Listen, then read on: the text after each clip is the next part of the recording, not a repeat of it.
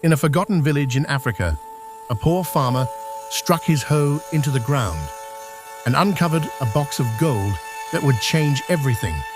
But the moment he opened it, greed, betrayal, and death swept across the land.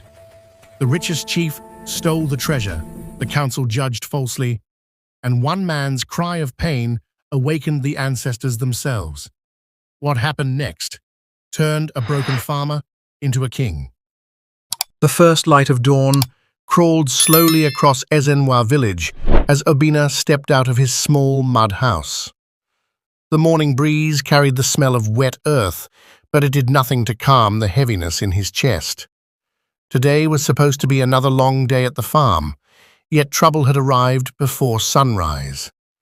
His only hoe, the one he had used for almost 10 years, lay broken beside the doorway. The wooden handle had finally surrendered to years of struggle. Obina stared at it in silence. A poor man did not have the luxury of replacing tools. Every broken item was another wound added to the many wounds poverty had already given him. Inside the house, Ngozi watched her husband from the doorway, her wrapper tied loosely around her waist and her hair still uncombed from sleep. "You can't go to the farm like this," she said softly. "Maybe today you should rest." Obina shook his head. "Rest? What will we eat if I rest? We are already surviving by hope alone." Ngozi lowered her eyes.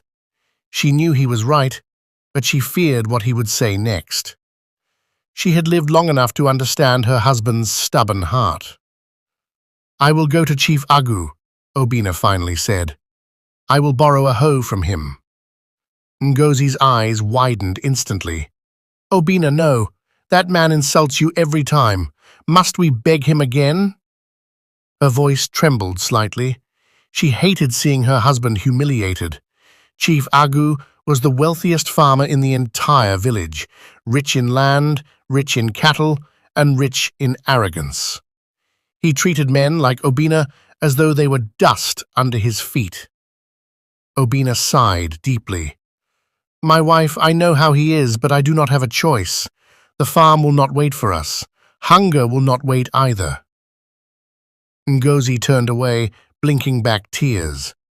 Poverty was like a shadow that followed them everywhere. Their son, Ikenna, now worked as a laborer in the market instead of continuing school. Their daughter, Amara, read old books under the lantern every night, her dream of the university dying slowly, like a candle running out of wax. Ngozi sometimes wondered how long the suffering would last. Obina dusted his feet and began the long walk to Chief Agu's compound. The sun was just rising, painting the sky orange, as if warning him that trouble awaited. He rehearsed what to say so he wouldn't sound too desperate. But when he reached the large gated compound, the guards didn't even greet him. They simply pointed him forward as if he were a stray animal wandering too close. Chief Agu was standing in front of his barn when Obina arrived. The wealthy man wore a thick wrapper and gold wrist beads that jingled loudly, announcing his status without a single word. When he saw Obina, he smirked. "What brings a man like you here so early?" Chief Agu asked, loud enough for his servants to laugh. Obina swallowed the bitterness rising in his throat. "Good morning, Chief. I came to borrow a hoe. Mine broke this morning." Chief Agu laughed, a harsh sound that echoed around the compound. "A hoe? So you cannot even keep one simple tool in your house?" Obina kept his eyes lowered. "Please, Chief, I only need it for today." With exaggerated drama, Agu walked into his storage room and returned with an old hoe. He tossed it to the ground in front of Obina, forcing the poor man to bend and pick it up. "Return it before nightfall," Chief Agu said. "If you delay, don't blame me when trouble comes."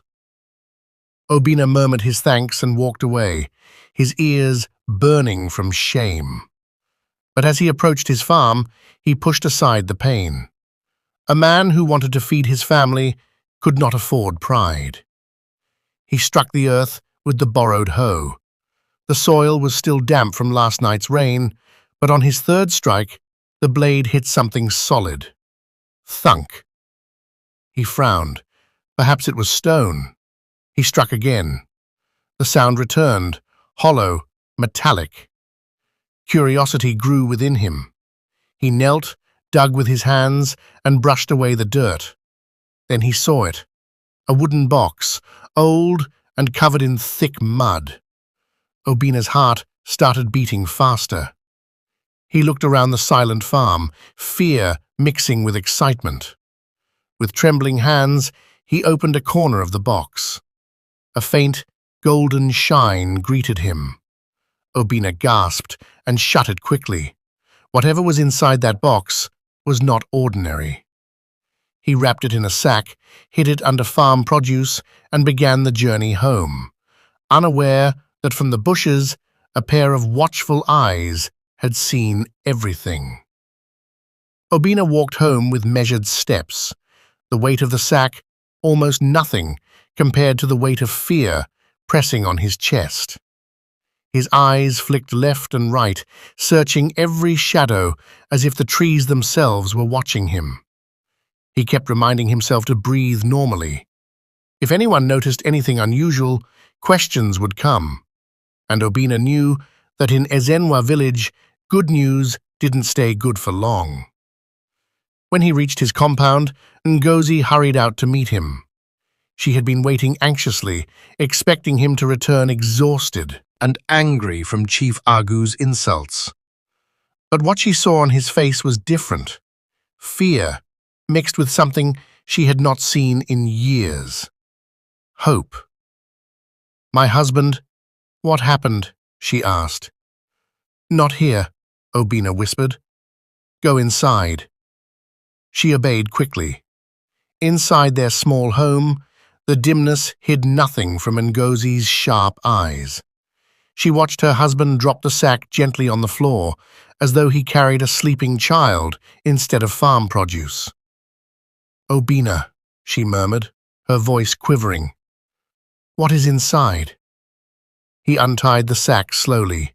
The old wooden box appeared, mud still stuck to its sides. Ngozi covered her mouth. "Where did you find this?" "In the farm," Obina said. "Buried deep. I think someone hid it long ago." Ngozi's heart raced. Her hands trembled as Obina lifted the lid fully for the first time. The room lit up. Inside the box were pieces of gold, old, heavy, dusty, but unmistakably gold. They shimmered like captured sunlight, filling the small hut with a glow that felt unreal. For a moment, neither of them breathed. Ngozi fell to her knees, tears rolling down her cheeks. Is this truly ours?" Obina's throat tightened. "I don't know. I don't know what this means. I don't know who buried it. I only know God has seen our suffering." They sat in silence for a long moment, staring at a future they never imagined. Ikenna and Amara returned from their errands and froze when they saw the box. The four of them gathered around it, as if afraid it might vanish if they blinked too hard. For the first time in years, their house felt warm. But outside, in the bushes behind their compound, the man who had watched Obina from the farm crouched low. His name was Duru, a jobless troublemaker known for carrying gossip from one compound to another. His eyes glittered as he listened through a crack in the wall. Every word sank into his greedy mind. As soon as he heard enough, he slipped quietly into the night and hurried straight toward Chief Agu's mansion. Inside Obina's house, the family finally regained their breath. Ngozi touched the gold with the tips of her fingers, almost afraid it might burn her. "What do we do now?" she whispered. Obina closed the box. "First, we hide it. No one must hear a word about this. Wealth brings trouble, And this kind of wealth? His voice faded into silence. Ngozi nodded. She knew the truth. A blessing like this could turn deadly if the wrong ears heard it. But the wrong ears had already heard everything. By the time darkness fully settled over Ezenwa village, Duru was standing in front of Chief Agu, breathless and eager to speak. The chief's 3 hefty sons stood behind him like shadows. "What are you doing here at this hour?" Chief Agu asked. Duru bowed deeply. "Chief, I bring news, big news, the kind that must not wait till morning." Chief Agu's eyes narrowed. "Speak." "It is Obina, the poor farmer," Duru said. "He has found something, and he is hiding it in his house." The chief came fully awake. "What did he find?" Duru leaned closer, lowering his voice. "Gold. A whole box of gold."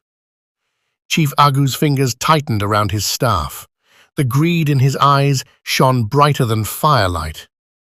"Are you certain?" "I saw him with my own eyes," Duru whispered. "I followed him home. I heard everything." The chief sat back slowly, his mind turning like a grinding stone. A poor man finding gold was an insult to his pride. To him, wealth belonged only to those who already had it. A slow smile spread across his face, dark, dangerous, and full of plans. By morning, Obina's life would no longer be the same. The next evening arrived with a strange heaviness hanging over Ezenwa village. The sky darkened earlier than usual, and the air felt thick, as if warning Obina's family of what was already creeping toward them. But inside their small house, they tried to stay calm. Obina had hidden the gold beneath loose floor planks, covering it with clay to make the spot look untouched. Still, every little sound from outside made them jump. After supper, the family gathered in the dim light of a single lantern.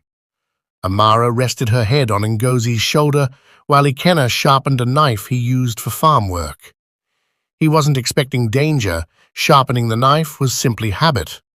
But even that small scraping sound felt too loud in the quiet night. Ngozi leaned close to her husband. "Obina, are we safe?" He hesitated before answering. "As long as we keep quiet, we are safe." But deep inside, he wasn't sure. Wealth had a way of attracting shadows, and one of those shadows was already at their window. Chief Agu crouched outside with his 3 sons, Ugo, Obize, and Chibuike, tall, muscular men who loved trouble as much as they loved their father's wealth. Behind them, Duru hovered nervously, praying that he would be rewarded for his gossip. Obina and Ngozi didn't suspect a thing. Inside the house, Obina lifted the lantern and motioned his wife to sit close. "We must think carefully," he said. "This gold, it is a blessing, but it can bring danger if we misuse it." Ngozi nodded. "We will convert it quietly. No one must know. We will—" The moment she said that, Chief Agu pressed his ear harder to the wall. His eyes flamed with excitement. Gold. Converting. The proof he needed. Obina continued, unaware of the listening ears. "The first thing we will do is repair the roof. Then we will send Amara to university. Ikenna too." Tears filled Ngozi's eyes. "My children will go to school again," she whispered. "God has remembered us." Chief Agu's fist tightened. It was all he could do not to burst into the house right then and there. But he waited, patient like a hunter stalking prey. Inside, Obina spoke again, his voice trembling with gratitude. "Tomorrow, we will begin planning carefully. No one must hear of this until we—" A sudden rustling outside made him pause. Ngozi's eyes widened. Ikenna stood up sharply, holding the knife in a defensive grip. But by then, the men outside had already slipped away into the darkness like thieves. Obina slowly lowered the lantern. "It is nothing," he said, though he did not believe his own words. That night, they slept lightly, waking at every sound, unaware that danger was already gathering power. At dawn, Chief Agu and his 3 sons marched into Obina's compound before the cock crowed twice. Their steps were loud enough to shake dust from the doorframe. Ngozi rushed outside, startled and frightened. Chief Agu didn't wait for greetings. "Call your husband," he demanded.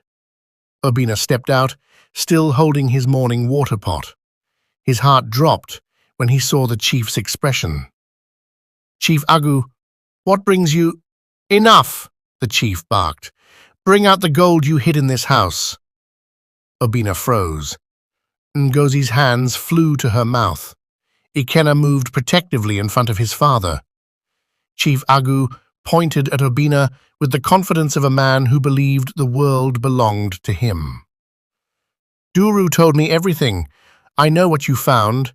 You used my hoe to dig it from the ground. Therefore, by tradition, it belongs to me." Obina's chest tightened.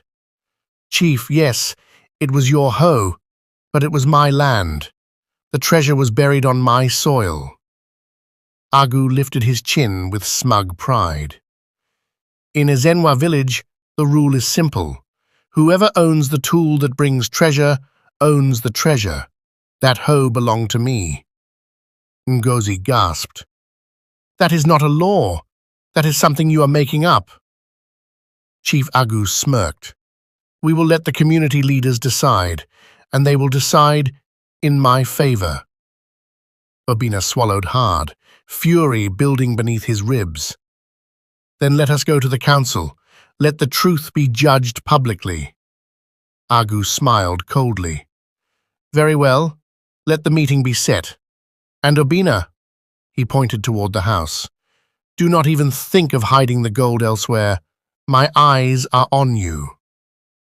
As they walked away, Obina turned to his wife and whispered the words she feared most. "We are in trouble." The day of judgment arrived like a storm. From early morning, the villagers gathered in the square, whispering excitedly among themselves. News had spread quickly. Obina, the poor farmer, had found treasure, and Chief Agu claimed it belonged to him. Everyone knew how powerful Agu was. Everyone also knew how desperate Obina's family had been for years. It was a story that stirred deep curiosity and quiet fear. Obina woke before dawn, unable to sleep. Ngozi tied her wrapper tightly, her hands trembling.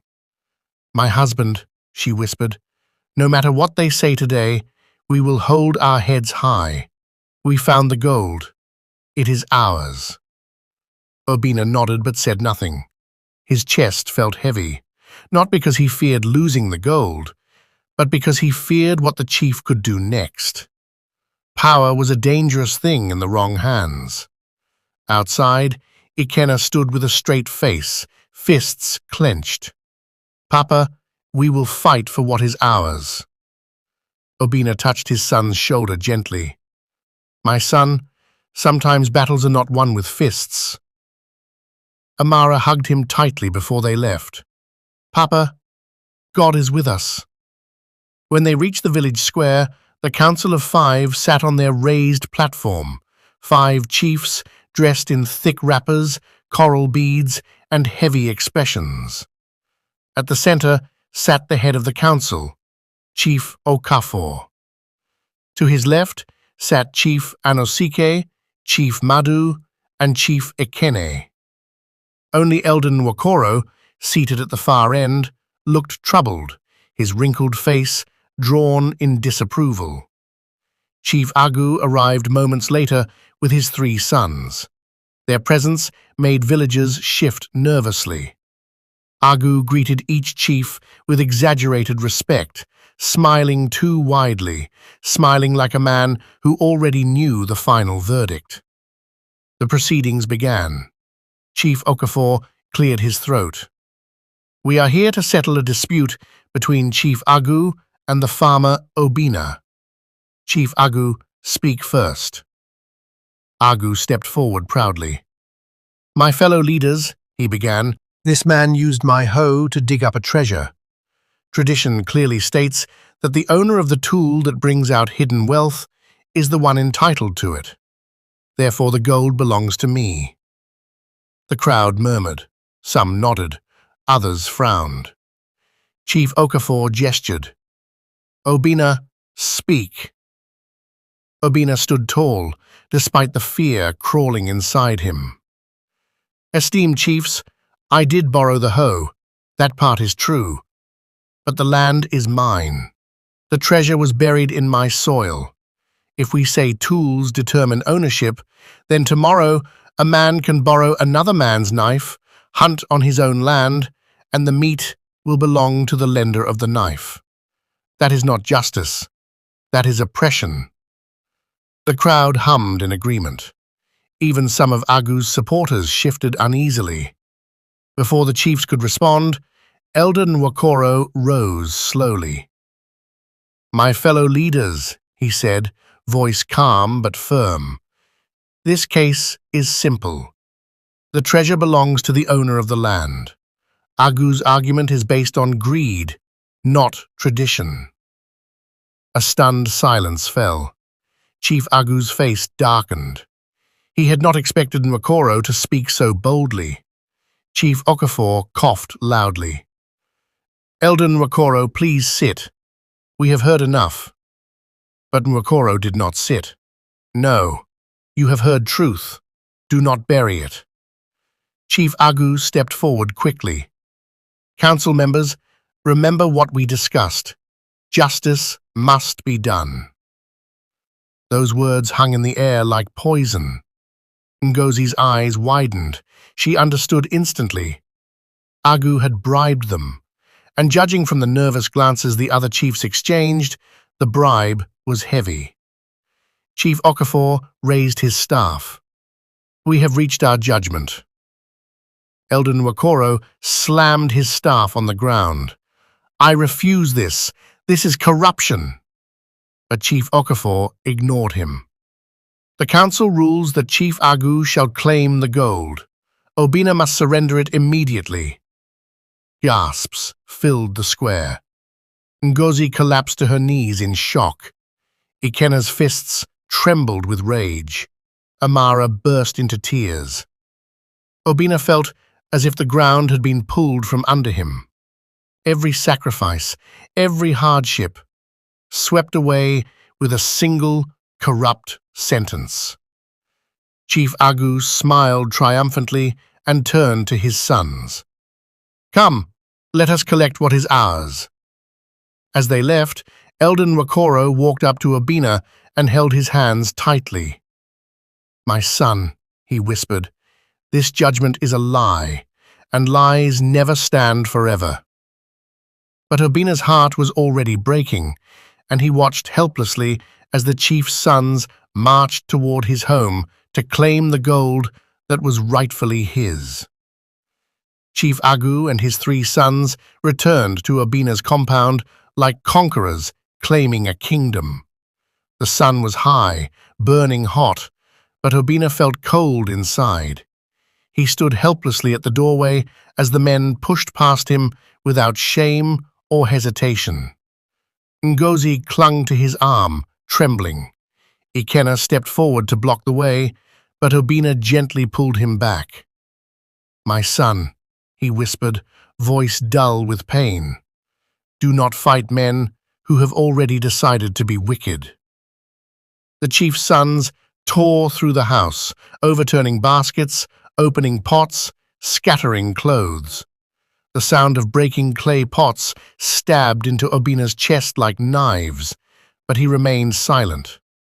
When Obize pulled up the floor planks and uncovered the hidden box, everyone paused. The gold shimmered faintly in the dusty light. Chibuike let out a loud laugh. "Father, see it! You were right." Chief Agu stepped forward slowly, savoring the moment. He looked down at the treasure as if it had always belonged to him. "Take it," he ordered. Ugo lifted the box with both hands. For a brief moment, Agu turned to Obina with a smirk that carried years of cruelty. "You see, Obina, some men are born to own wealth. Others are born to watch them." Obina's eyes burned, not with anger, but with the deepest sorrow he had ever felt. "Chief, what you are doing today, it will not end well." Agu scoffed. "Spare me your poor man curses." He turned away. "Let's go." As they walked out carrying the gold, Obina fell to his knees. Ngozi knelt beside him, tears running freely. Ikenna stood trembling, his chest rising and falling in ragged breaths. Amara cried silently, hugging her mother tightly. For a long moment, the family remained in that broken silence. Obina eventually rose to his feet. Something shifted inside him, something deep, ancient, and wounded. He walked out of the compound and headed toward the old Iroko tree at the village edge. Everyone knew that tree. Children feared it. Elders respected it. Some said spirits watched from its branches. Obina stood beneath it and raised both hands to the sky. His voice was no longer steady. "O ancestors of Ezenwa, if I have ever wronged any man, forgive me. If I have ever stolen, punish me. But for a man to take food from my children's mouths, for leaders to embrace lies and call it justice, let the heavens see our tears." Ngozi and the children stood behind him, crying as they listened. Obina continued, voice deepening. "I curse this evil act. Let peace depart from every hand that took what is mine. Let trouble visit every man who judged lies as truth. Let the spirits of this land defend the poor." The wind shifted suddenly, strong, cold, and unnatural. Leaves swirled around the tree. Birds scattered from the branches. Even Ngozi felt her skin rise in goosebumps. When Obina finished, he fell to the ground, exhausted. Ngozi rushed to hold him. "My husband, let us go home. God will fight for us." That night was long and heavy. None of them slept well. The house felt empty without the box, but heavier in spirit, as if something unseen had entered with the darkness. By the third day, strange rumors began to spread. One of the council chiefs, Chief Madu, collapsed suddenly in his compound, dead before his family reached him. Villagers whispered that he had cried out in the night, clutching his chest. Before anyone recovered from the shock, another chief, Chief Anosike, died the following morning, blood dripping from his nose as if something had crushed him from the inside. Fear spread like wildfire. People began asking questions. Eyes turned toward the council. Whispers grew louder. Did they judge wrongly? Did they offend the gods? Was the farmer's curse heard by the ancestors? The remaining 3 chiefs grew restless. They stopped sleeping. They stopped eating. Their wives reported that they screamed in the night, seeing shadows no one else saw. But none suffered more than Chief Agu. His nights became battlegrounds. Every time he closed his eyes, he saw the gold turning into fire. He saw a figure standing in the flames, Obina, his eyes glowing, his voice echoing, "Return what is not yours." Chief Agu woke up drenched in sweat, his heart pounding like a drum. He told his wife it was nothing, but she saw fear in his eyes. By the end of the 3rd week, fate struck hard. His first son, Ugo, the strongest of the three, fell sick suddenly. Within hours, his body weakened. His skin changed color. His breath came in short, painful bursts. No medicine worked. No priest could help. By nightfall, Ugo was gone. The wail from Chief Agu's compound shook the entire village. That was when the chief's pride finally cracked, but it was only the beginning. The wailing from Chief Agu's compound echoed through Ezenwa village long after the sun had set. People gathered outside his gate, whispering, staring, too afraid to step inside. The death of Ugo, the strongest of Agu's sons, was not something the village could ignore. Even the goats refused to wander near the compound that night, as if they sensed that something beyond human hands had started unfolding. Inside the mansion, fear was no longer a visitor. It had become a resident. Chief Agu sat on the floor, his wrapper loose around his waist, his breathing sharp and uneven.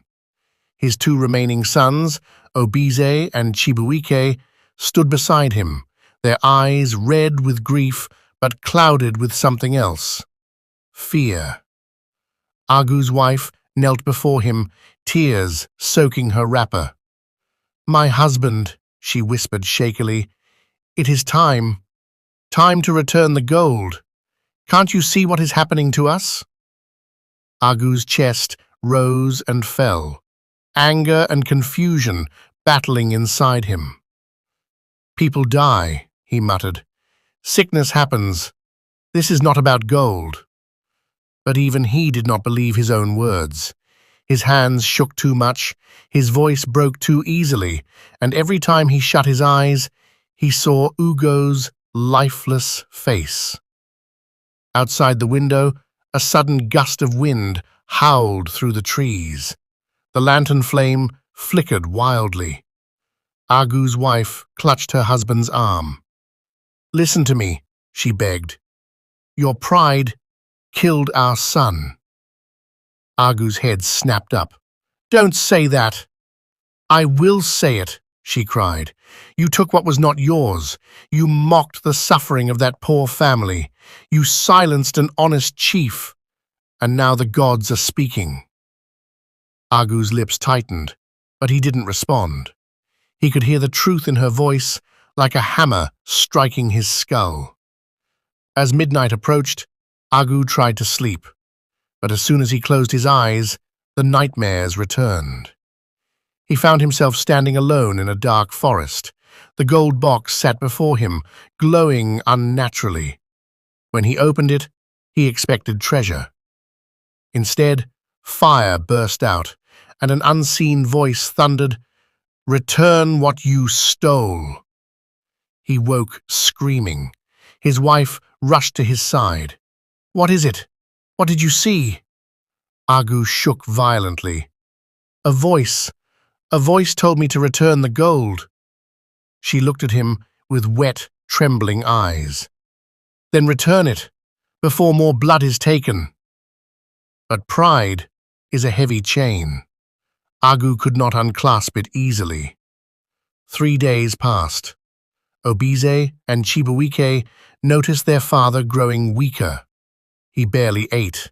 He barely walked. His once proud shoulders drooped like a man dragging an invisible burden. One evening, as they sat in the courtyard, Obize suddenly pressed a hand to his chest, gasping. Chibuike grabbed him quickly, shouting for help. The household rushed out. Obize trembled violently, his lips turning pale. And just like that, he collapsed. The cry that escaped Agu's throat was not human.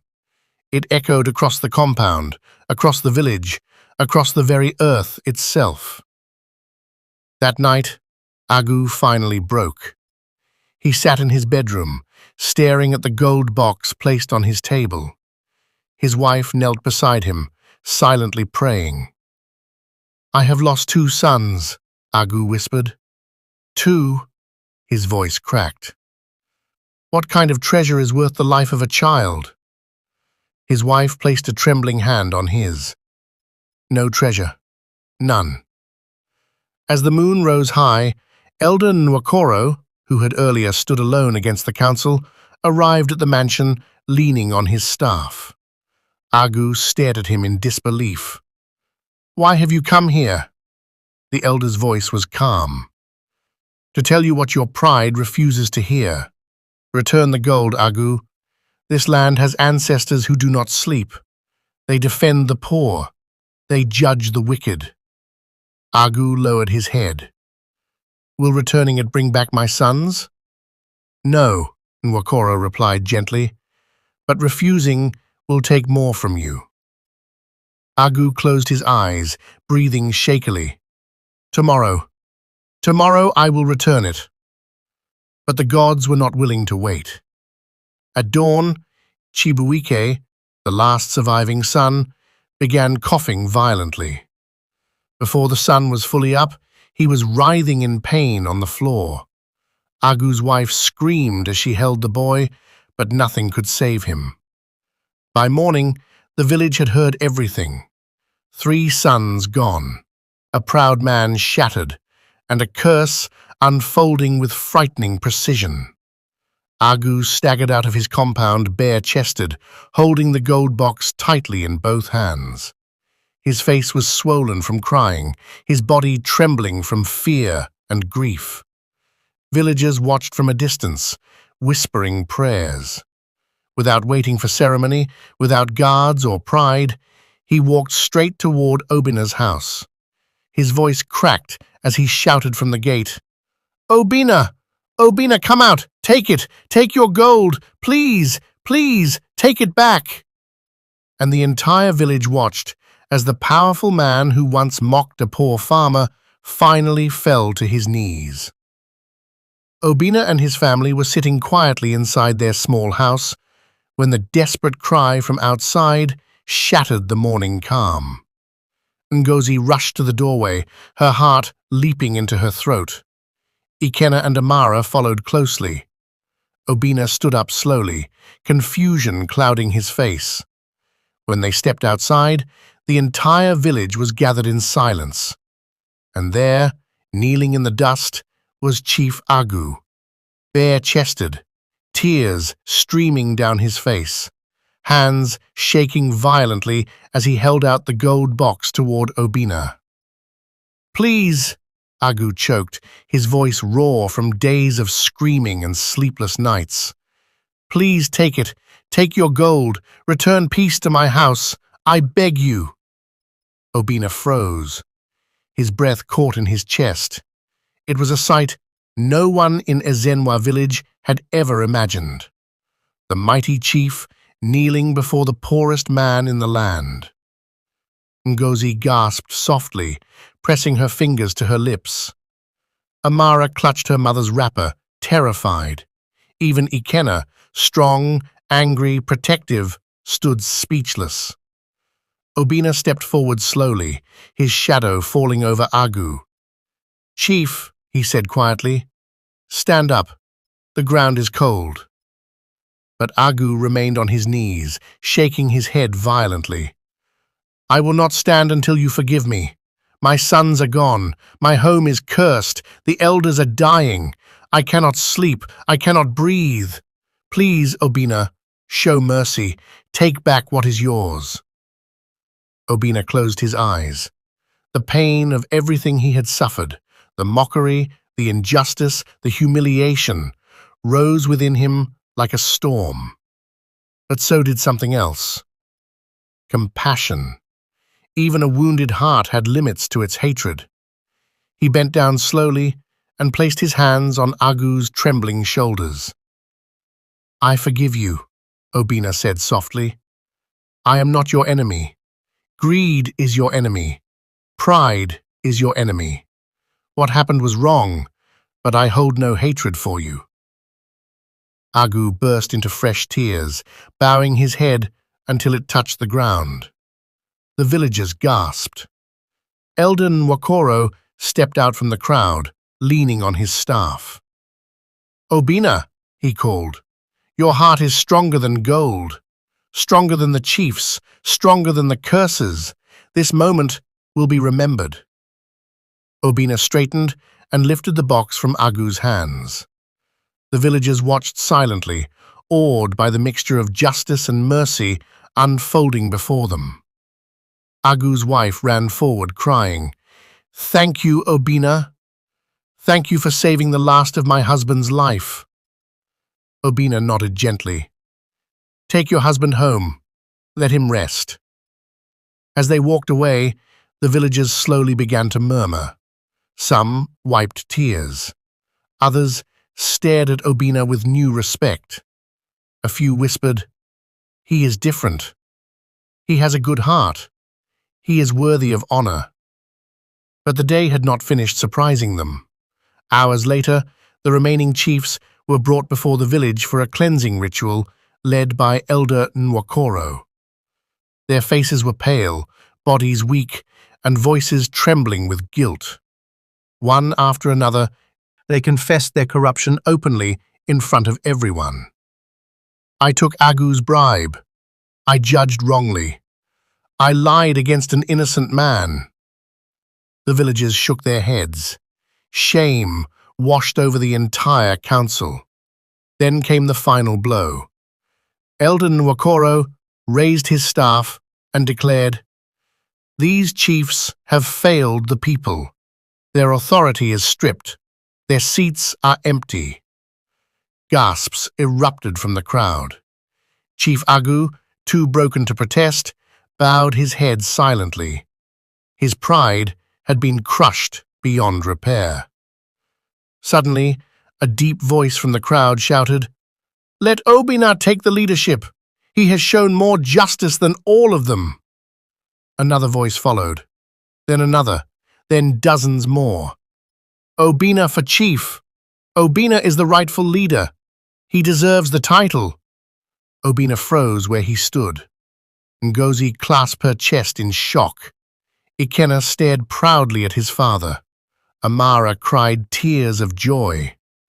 The chanting grew louder, rising like a wave. "Obina! Obina! Obina!" But Obina raised his hands, calming the crowd. "My people," he said, voice steady and humble, "I am only a farmer, a man who struggled like many of you. If I lead, I will lead with justice, not pride."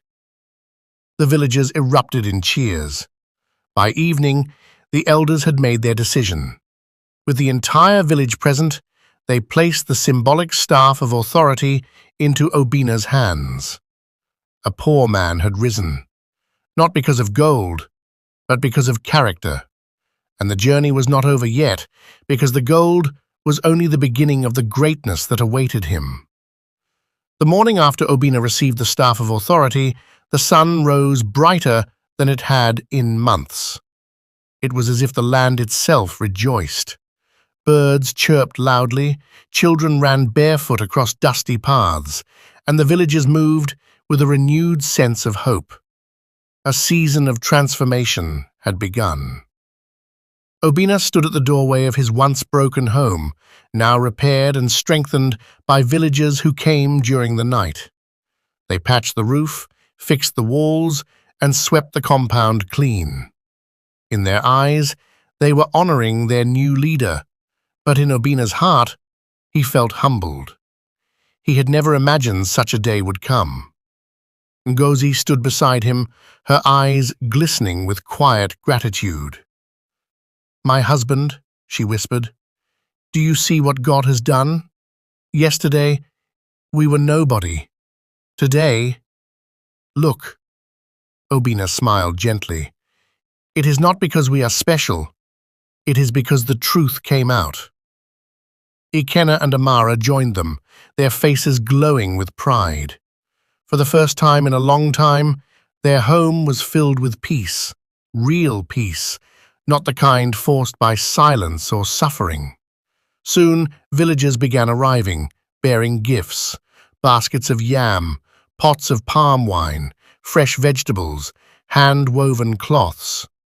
They wanted to honor the man who showed mercy even when wronged, the man who stood before corruption without becoming bitter.